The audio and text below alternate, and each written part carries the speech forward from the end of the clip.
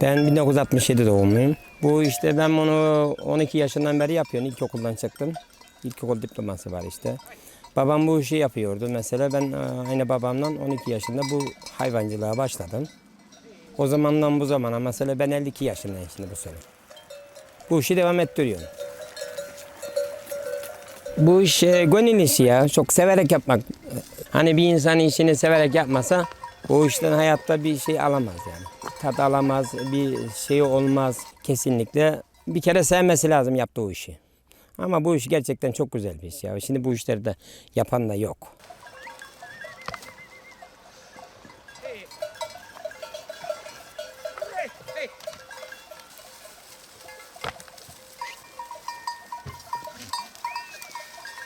Hani bu hayvancılık mesela ben hayvan sevgisi bu doğada çok güzel bir şey. Zaten hani insanın ne bileyim ben bin bir tane doktora gitsen bu doğal yaşam gibi yok yani bence.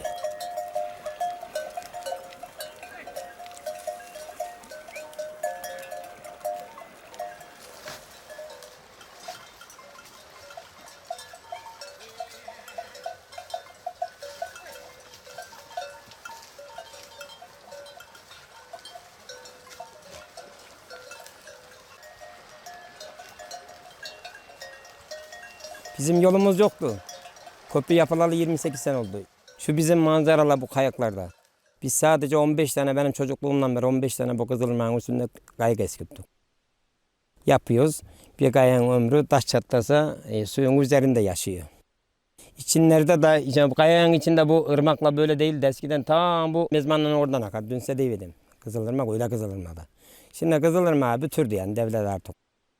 Biz o kadar bir insandık ki yürüyerek bu katırları o su o şekil ırmağın içine o kayağın içine bindiriyorduk. 2 tane hayvana bağlıyorduk. İçinde geçiyorduk. Daha üzerlerinde de ya odun gibi bir şey ya da ki gübre istiyorlar. Bu ağaç arasında o zamanları gübre hayvan gıt olduğundan bu geçi gübrelerini çok seviyorlardı. Gübre de götürüyorduk.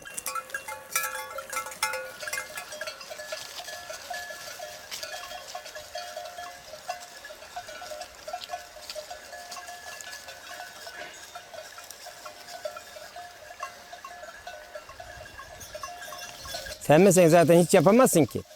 365 gün bak ben bunun arkasına gidiyorsun. Hiç usanmıyorsun, bıkmıyorsun. Hani aynı eşim de aynı bir şekilde mesela. Ha zaten yalnız yapılacak bir iş değil. Arkadaşın bu işten anlamıyorsa hiç yapamazsın. Arkadaşın da aynı senin yaptığın işi yapacak. Hani hayvan hasta oluyor, efendim bacağı kırılıyor, başka bir yerine bir hal olur. Bunları evde bırakırsın. Arkadaşın anlamazsa bunun açlıktan geberiyor. Mutlaka arkadaşın anlayacak. Senin olmadığın zamanlar bir iş olduğu zaman arkadaşın gidiyor mesela hanımın bunları güdüyor. Güdecek. Anlamazsa güdemez. Ben 39 senedir bu işi yapıyorum. Allah'a şükür 3 tane çocuğum var. Şu da çok iyi. Memnun da yani. 2 kızım var, bir oğlum var. Hani şimdi ben bu işin mesela bir de şöyle bir şeysi var. Yalnız bir yerdesin ya. Sıkıntısı orada. Yoksa başka iyi. Hayvancılıkta işte böyle bir yerde olman lazım. Çoluk çocuğun da yanında olması lazım. Ya yalnız da olmuyor işte.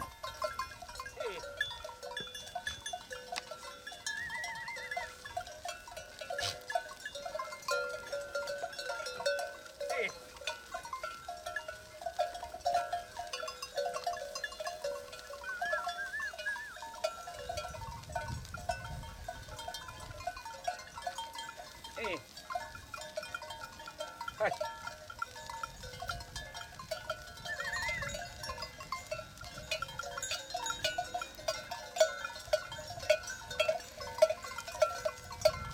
Hey.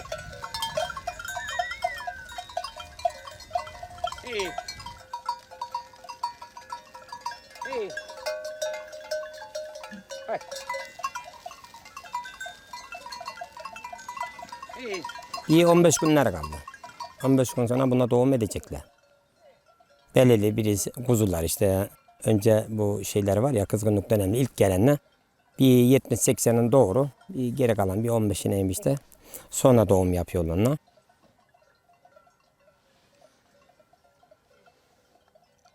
Bunlar işte doğduktan sonra ya oğlak milletini büyütmek, beslemek çok zor yani. Çocuk aynı bir çocuğun nasıl doğar, çocuğa aynı ne şekilde hemşireler hastanede böyle mücadele ederler.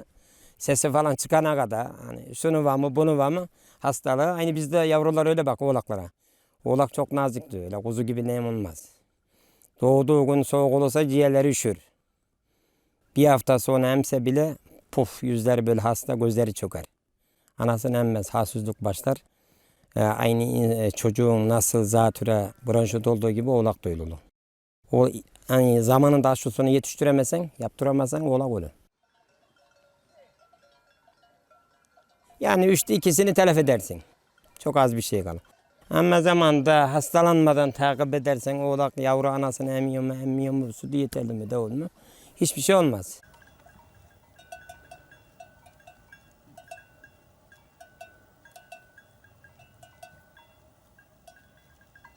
Bunlar şimdi bunlar kıl geçsi. Hakiki. Türkiye'nin yerli geçisi bu. Mesela kendinden üretilen. Aslında en bence tutulan geçe kıl geçsi. Bütün doğada yayılıyor. Mesela o diğer geçile gibi mesela o şeylen veya da başka tür dışarıdan ithal edilen hani tohumları dışarıdan getiren o hayvanlar hep besiye geliyor. Böyle doğala gelmezler. O hayvanı çıkarttığın zaman memelerinde hep yırtılı buralarda. Bizim buralar hayvan gibi olmuyor.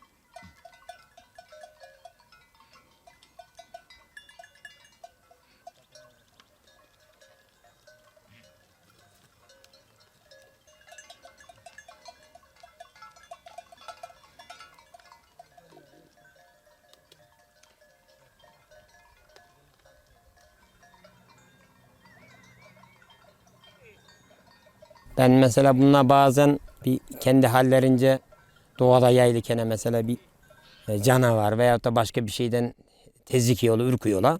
Bölünüyorlar, bazen çok daralıyor.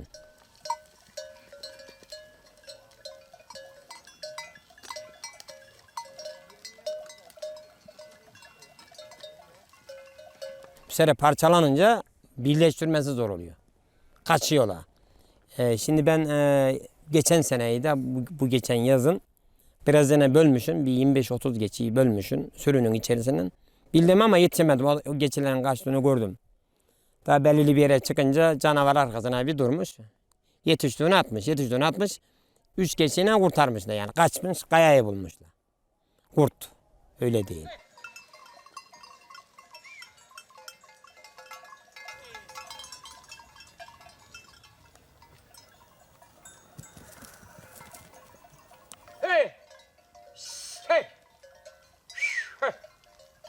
Kurt bulduktan sonra var ya, yetseydi 25'ini de yer onun.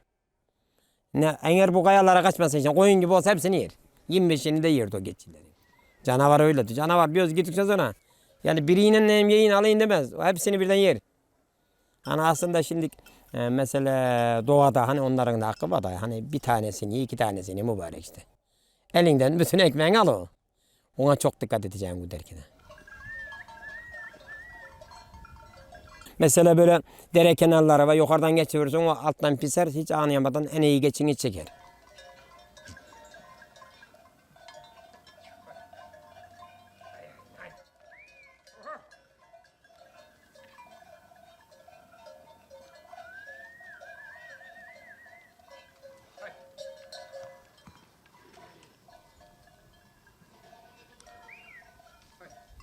O şimdi bir karcın arkasına durar sürünün hangisi iyi hangisi kötü. Gider göktekeyi yer. En kralını bulur. Buradan tuttum mu var ya bu enseden o yukarıdan tutar geçiyor. Alttan değil. Kurt bu enseden tutar buradan yukarı kaldırır. ön bacaklarını hiç değdirmeden gücü yetese arkayı da kaldırır. Şimdi gökteki hiç önü değdirmeden götürür.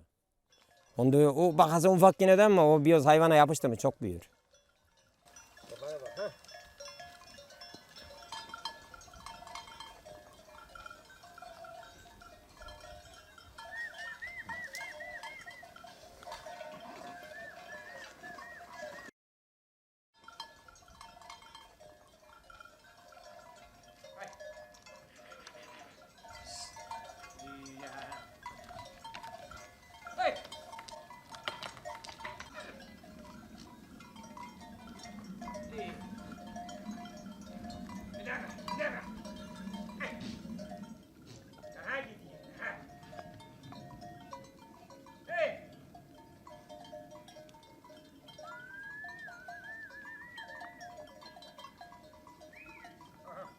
Ben bunları sabah çıkartıyorum. Bunlar şimdi belli bir alana kadar gidiyorlar. Yayla ot yiyorlar. Arduç yiyorlar, çam yiyorlar. Oralarda dolaşıyorlar. Öğlen ezanı okunsun, okunmasın. O saat gelince gerisi geri dönerler.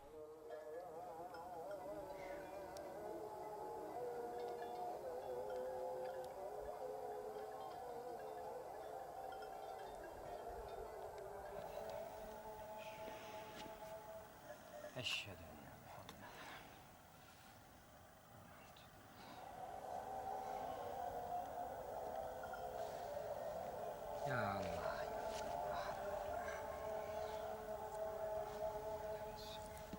Hey! Oha!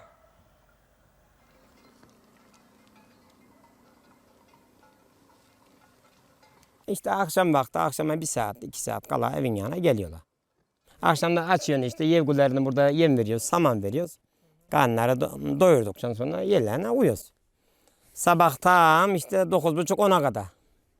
Onda yine açıyoruz kapılarını Bismillah deyip işte samanlarını veriyoruz, yemlerini veriyoruz. Ondan sonra ırmağa suya götürüyoruz. Suların içi aynı bu şekilde devam. Gidiyoruz. Ama şükür Allah'a ben çok memnunum ya hayatımdan. Ya biz insan sadece bu dünya için de öyle bir alem için de. Bak ben bu geçilerin arkasında 5 vakit namazımda kalıyorum.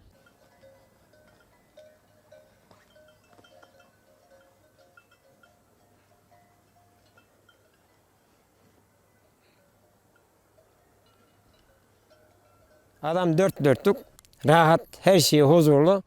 Ama bakıyorsun hiç ne Allah var, ne bir şey var, ne ölüm var.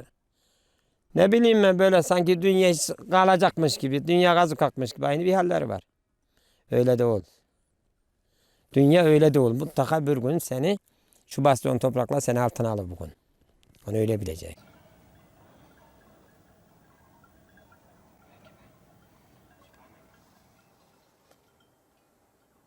Şimdi şu toprak insana neler veriyor bak. Topraktan yaratılmışsın. Sana bütün nimetlerini sunuyor. Ve ondan sonra sana ne kadar bir nimet. Bitki olarak, hayvansal olarak bak bütün mahlukat bunun üzerinde doyuyor. Tekrar ne oluyor? Sen canlı, o teki mahluk canlı seni tekrar altına alıyor. Sen tekrar toprak oluyorsun.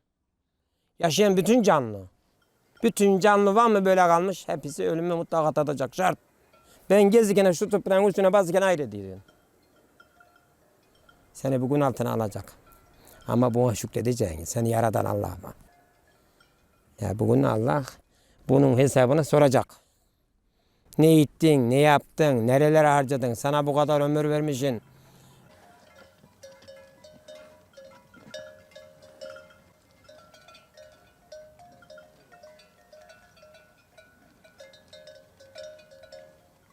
Cenab-ı Allah akıl da vermiş. Şu beyni var ya iyiye kullanırsan beyni iyiye gider. Kötüye kullanırsan kötüye gider. Bak ben bu kadar hayatımı buraya vermişim, 40 senede buraya vermişim. Allah'a şükür. Her şeyinden memnunum.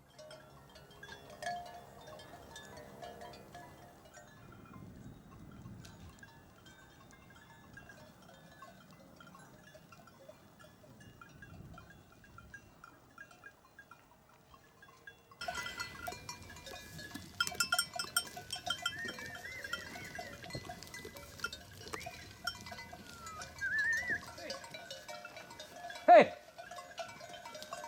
Hey, nice. Hey. Hay.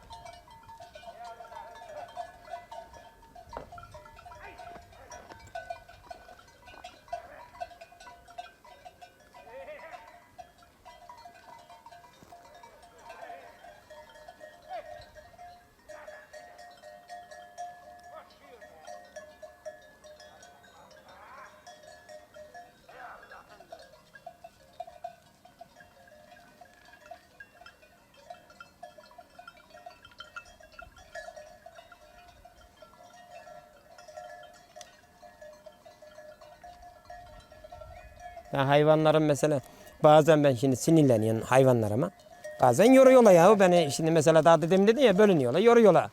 Kurt sarıya bazı kere kaçıyorlar. Sinirleniyorsun beni günaha koyuyorlar. İşte o zaman hakim olacaksın. Ya kendine çok hakim olacaksın. Diline sahip olacaksın. Eline, diline, beline. Bu dünya böyle.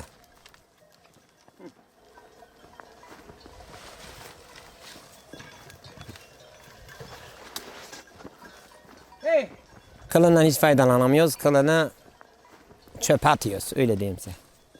Şimdi bu nasıl söyleyeyim size? Kılı bundan benim çocukluğumda yani şöyle kastedeyim. 30 sene öncesi altonudu bunun kılı. Derisi olsun mesela. Derisi de kılı da bu şeylerde bu eskiden çanta dikiliyordu. Kıl pantolonuna. Hep onlara işleniyordu. Ama şimdi elyaf gibi ne bileyim ben naylon şeyler gibi petrol ön plana çıkınca her şey artık o tür şeyler bitti. Derisini bile atıyorum ben çöpe. 1 lira veriyorlar. 1 liraya bir ekmeği alamıyor. Derisi hiç para etmiyor. Yunu da aynı öyle.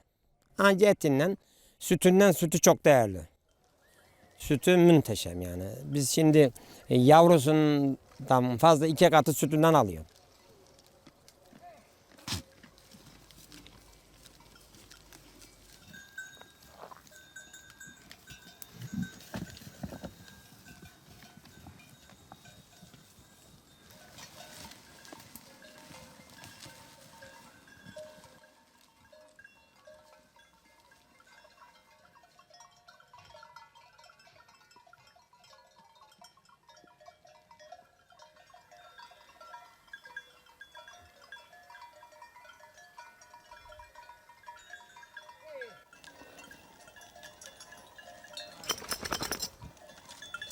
Al oğlum sağda beni. Sen yapalım Allah'ın emri. Daha mı yiyeceksin? Al. Kap yoksa gider ağzına. Al. Bana kalmayacak bana. Al. Tamam yeter. Hey!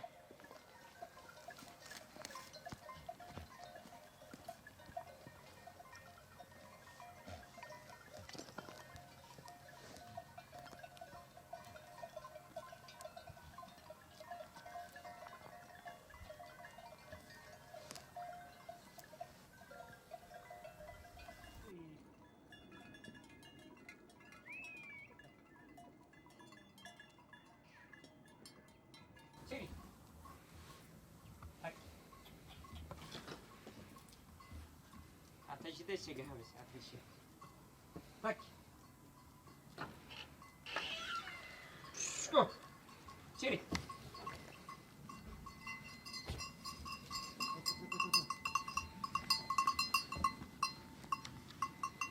Bak. Go. Hey. İçeri. İçeri.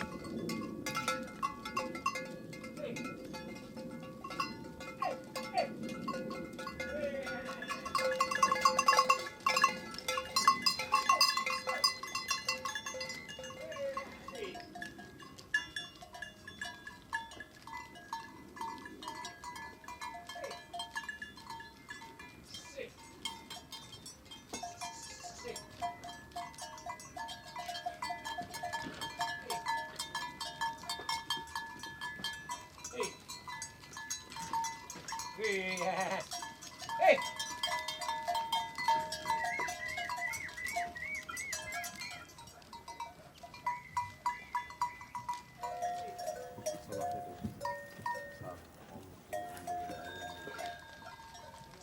Şöyle söyleyeyim, oğlakların mesela bir 50 oğlağı ben 15'er kilo geliyor diye satıyorum canlı. 4 ay arasında yetiştiriyorum bunu yeminle, samanla. Ondan sonra onları satıyorum, analarını sağmaya başlıyorum. Arada mesela şimdi diyelim ki Haziran'da sattık oğlakları. Haziran, Temmuz, Ağustos, Eylül. Ekim'in 15'ine de sağlıyor. 4,5 ay sağıyoruz. Sütlerini peynir yapıyoruz biz. Peynirde biz pişirmiyoruz sütü, çiğ sütten yapıyoruz. Ama çiğ süt derken mesela içine kullandığımız sıvı maya var. Hazırlanmış. O mayanın içindeki o asit o sütü tamamen pişiriyor. En. Tak. Em. Hey. Hey. Hey. Hey. Hey.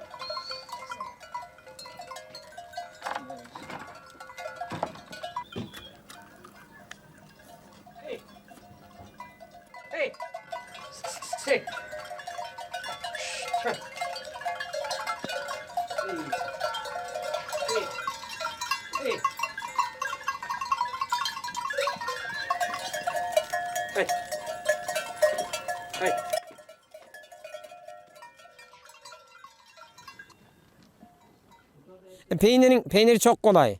Ama bu tulum işi çok zor. Şimdi ben bak benim makinemden yok. Ben şimdi geçileri oğlakla yavrularını satınca ben elimle sağıyorum böyle. Ellerimle bütün geçimi mesela hiç sağmasam 60 keçi sağarım. Hanımımla birlikte gidiyoruz. Bu şekil hep atlarına öyle geçeğine de gelmişsen hayvanların ayağına gidiyorsun. Kaçmaz ondan ama mazlumdu.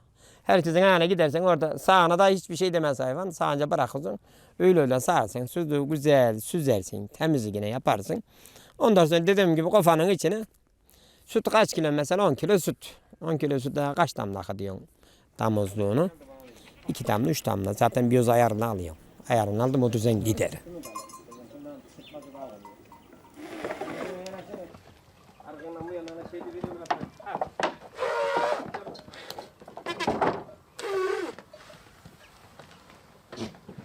Daha sonra. Şurayı çek. Çabuk.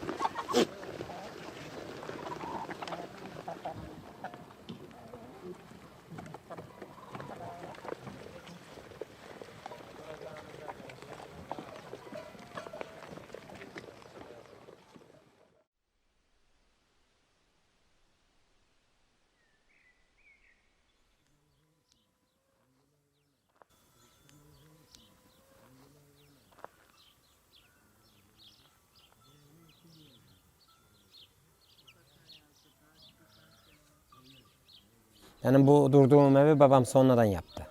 Bu evi. Ben o zamanlara ilk okula işte 1'e mi başlardım bilmiyorum. İşte ilk okula yazıldığım senelerdi. Babam işte o zaman kayıkta kerestesine kayağından geçiyordu bu ırmaktan. Piliket'in de Piliket olduğunu o zaman Piliket meşhur. Tuğlanın yeni çıktığı o zamanlarıydı. Bu sene işte bu 2018'de işte o yine oraya geçtik işte. Eskiden mesela çok zor. Şimdi bir kere her şey elde yıkanıyor mesela. Karacak yakıyorsun. Gaz lambası zaten yani şu anda o zamanlar buluyorduk şimdi gazı bile bulamıyorsun ki. Mutlaka çağa ayak uydurmak zorundasın. Elektriğin olmasa bile güneş paneli koyup kendine elektriğini üretmen lazım. Gaz yok. Gazı nereden bulacağız? Hadi lamba var. Mutlaka dönmek zorundasın. Elektrikli ortama. Her şey elektrikli artık.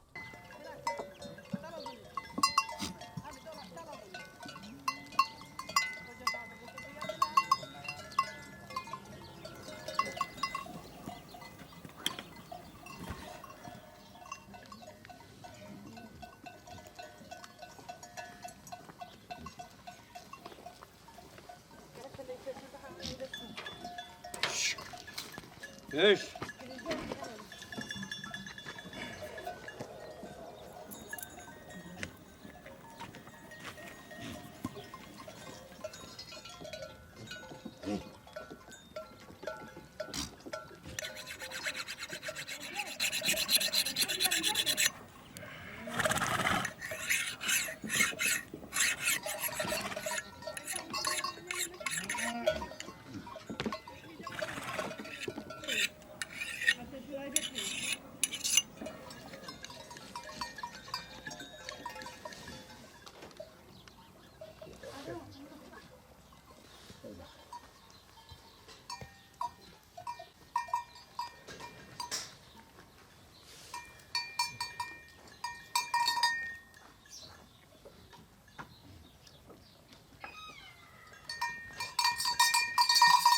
Peynirleri ben o zaman bu evin yapıldığı zamanlar bu katırından götürüyorduk yaylaya.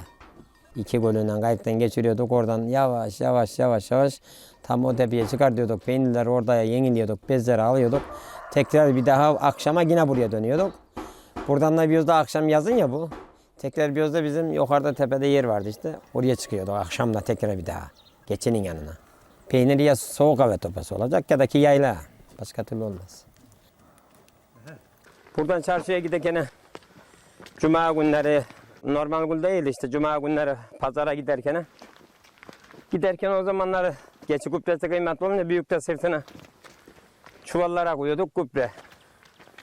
Tarlalara insanlara götürüyorduk işte kayıktan geçiriyorduk da. Hem 3-5 kuruş harçlık hem işte evin yiyeceği içeceğini alıyorduk oradan. Akşam da oradan gerisin yere katırla kayağa biniyorduk, gerisin yeri geçiyorduk. Ama dön tersen şimdi katır kullanan kalmadı benden başka. Katır sade bende var. Bu yakınlarda katır bulamazsınız.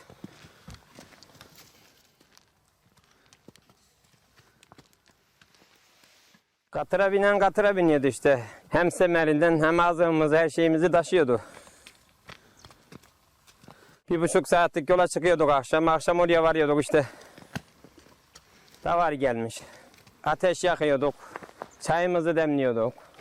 Suyumuz diyoruz geçiye avluya koyuyoruz. Seçiyorduk işte yozu sağlıya ayrı. Sağım olanı sağıyorduk. Karanlıkta ateşin ışığıyla ısınıyorduk. Ne? Kışın yağmur yağmasını, kar yağmasını iyi saymazlarmış eski büyükler. Yani o zamanlara don oluyor ya, kar çok sert oluyor zemberi gelince. Tamam, gel. Kar olduğu gibi buz tutuyormuş. Yaylımda olmadığına göre hayvan açlıktan ölüyormuş.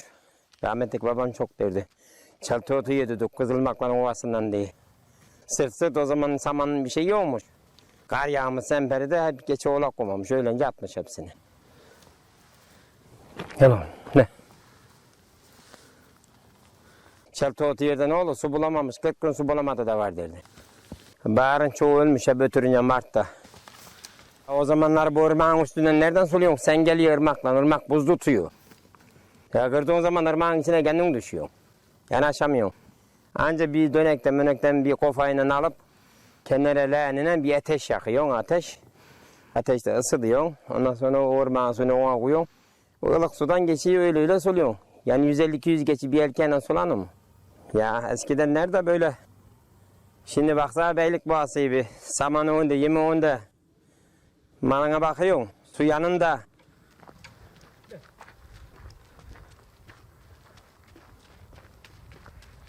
Katır daha yüke iyi geliyor.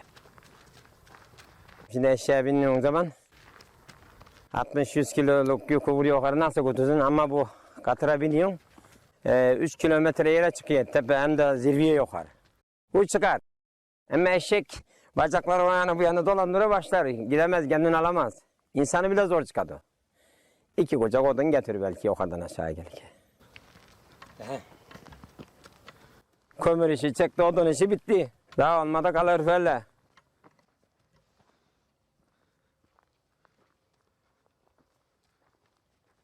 Şimdi eskiden biz hayatta hayvan hiçbir şey istemez diye yazın ancak güderdik. İyi sütün aldık, peynir aldık ama kışa geçince bir saman olmazdı, yem olmazdı. Paranla da bulamazdın yani. Yoktu ki. O zaman fakirdi millet. Hiçbir şey yoktu. Paranla bulamıyorduk. De yaylalardan mesela biraz ot getireceğiz ya. 50-100 bağ, 150 bağ. Çok kışlarda onu atardık. O da daha zaten hayvan bir küçük var. Atık havadan kapardı. Çoğu açlıktan öldü yani. Ölmese de zabun olurdu. Yavru vermezdi. İmkansızlıklardan hap yoktu, ilaç yoktu o zamanlara. Hayvanla yavru dölleyemiyordu.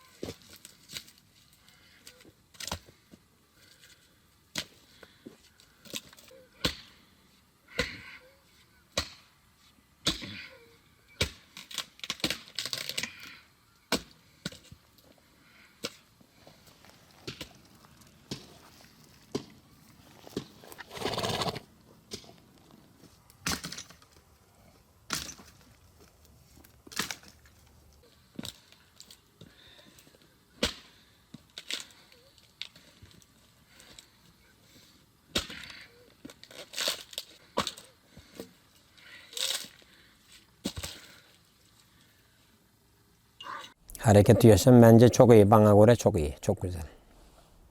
Benim için iyi. Çünkü ben doğayı çok seven bir insanım mesela. Doğayla zaten çocukluktan beri iç içeyim. Şimdi ben köyüme gittiğim zaman hani böyle bir bayramlarda, seyranlarda yani o anda oralarda namazımı hani eş dost ziyaretlerini ettiğim zaman durmak hiç oralarda durasıklığım gelmiyor. Hemen atmalıyım bu tarafa kendimi. Hele bu geçilerin arkasına düştüğümü çantayı alıp da tamam.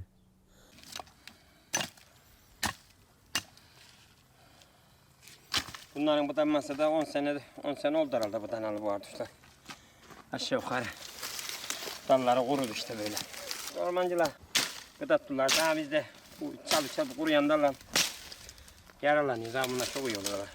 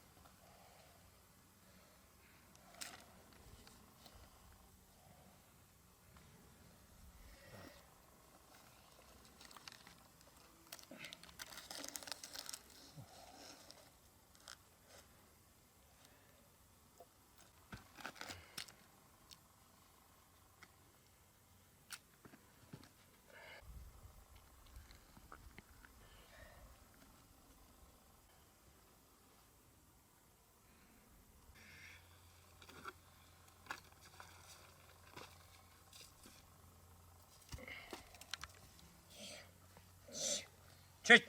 Bak! Bugün atlanca bir yere gideriz.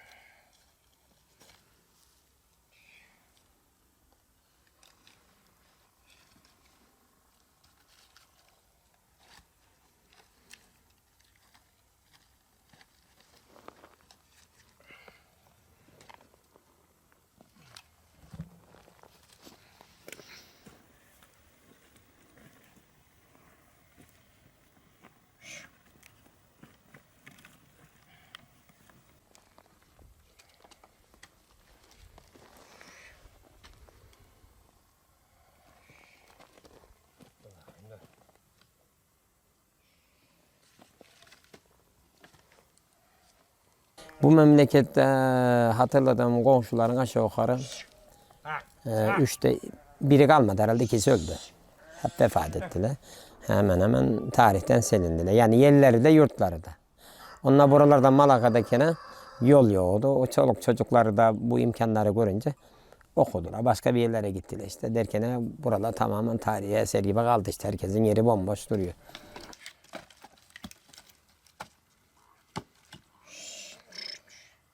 Dur. Bitti oldu.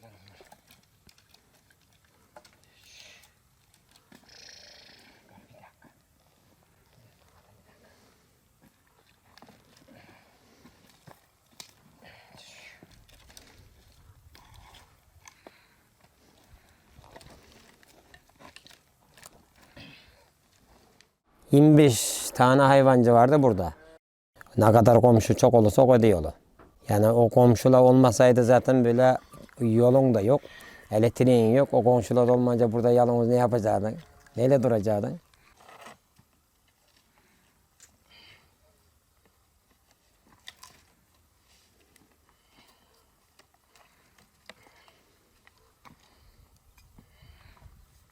Mesela su başlarına birleşiyorduk, çay demliyorduk mesela öğlenlere böyle. Bir arkadaş vardı mesela Sırtmaç bizim köylü.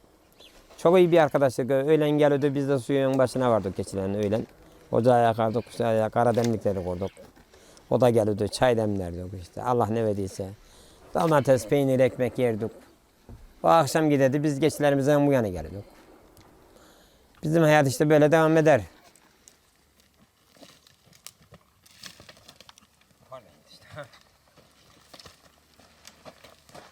Hadi yukarıdan gitsin. Hadi gel. Hadi. Hadi. Hadi oğlum.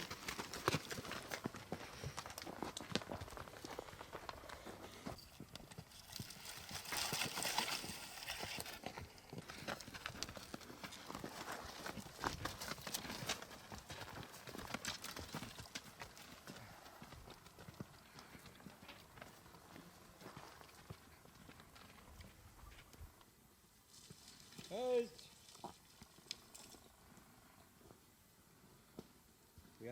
Yani höz. Çalılara, çapaklara gidiyorsun be. Höz. Hadi oğlum. Höz de oğlum, höz. Gel. Bu yandan gel, bu yandan. Höz. Nereden uçarsın işte, höz. Höz. Hay. Höz. Gel. Gel.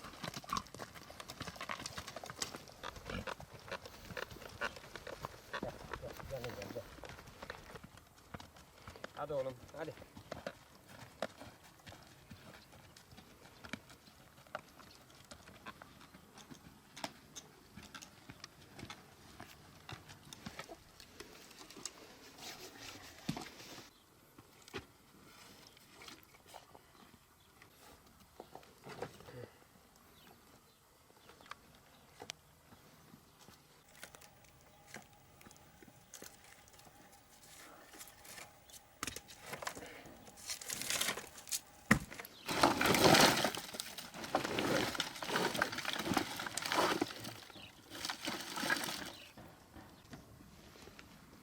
Katır bir yana, bu bir yana.